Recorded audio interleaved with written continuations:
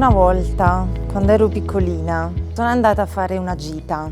Mentre ero in pullman vidi un nostro mezzo in autostrada e disse mio padre: sii fiera perché il nostro cognome viaggia per molte strade. Quello che ho pensato appena mio padre disse queste cose, dopo qualche anno ovviamente che ci riflettevo perché ero piccola, io dicevo effettivamente se ci pensi è come se non avessimo barriere, cioè il fatto di poter raggiungere, il fatto che raggiungi tanti posti, in un modo o nell'altro riesci ad avere questo senso di libertà.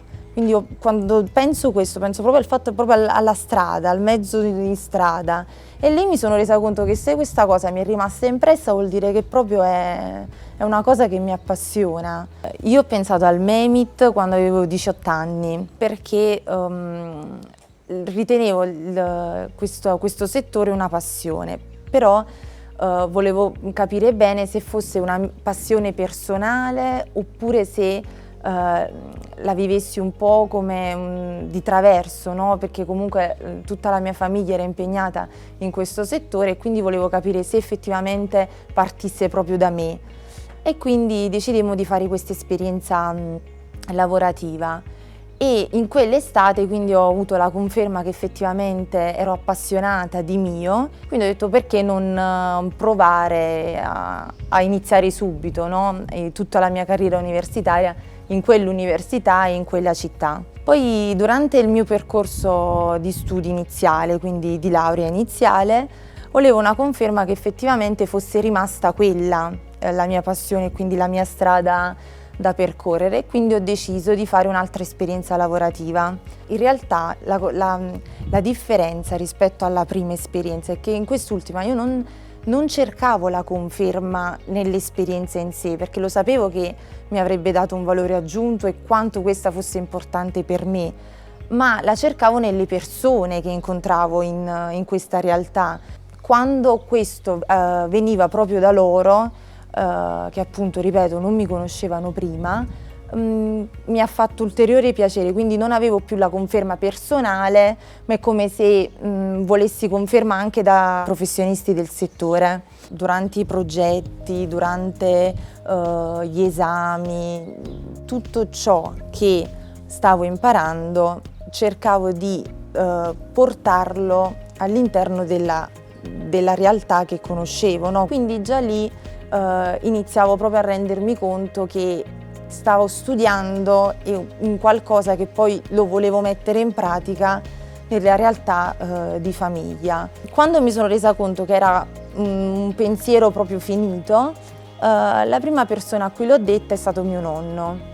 Un pomeriggio siamo andati a prendere questo caffè, quindi gliel'ho fatto presente e ovviamente felicissimo, ma la cosa che più mi ha resa fiera e comunque anche mi ha motivata è stata una frase, perché lui mi ha detto sono contento perché l'hai pensato tu, ed è una cosa che mi ha trasmesso proprio la sua felicità nel vedere che anch'io fossi così felice di voler dare oltre che ricevere.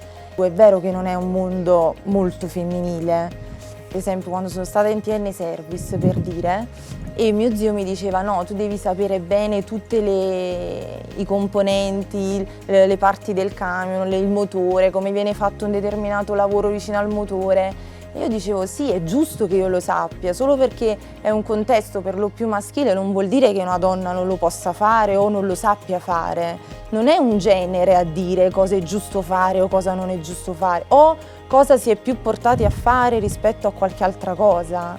È semplicemente, secondo me, la persona che sicuramente si muove per competenze, ma soprattutto per passione. La nostra famiglia ci ha sempre in qualche modo coinvolti in tutto e per tutto, quindi questo mi dava l'opportunità di avere già un'idea ben chiara. La realtà ha superato di gran lunga le aspettative, nel senso che se prima avevo un'idea di quanto effettivamente ci fosse, l'idea della famiglia fosse radicata all'interno proprio della struttura dell'organizzazione, mai avrei immaginato che fosse davvero così presente, cioè traspare effettivamente all'interno anche tra i collaboratori, quindi Questo vuol dire che effettivamente il board, diciamo così, è riuscito a trasmettere quest'idea, questi ideali di fondo proprio tra le persone, che poi sono le persone che fanno l'organizzazione. Mentre un altro punto di merito che mi sento proprio di dover prediligere rispetto agli altri è l'innovazione, cioè il fatto che il gruppo Torello non si muove per innovarsi quando qualcun altro già lo ha fatto o perché quella determinata cosa non va più bene, cioè il fatto che ci si muove di azione, no? E non di reazione.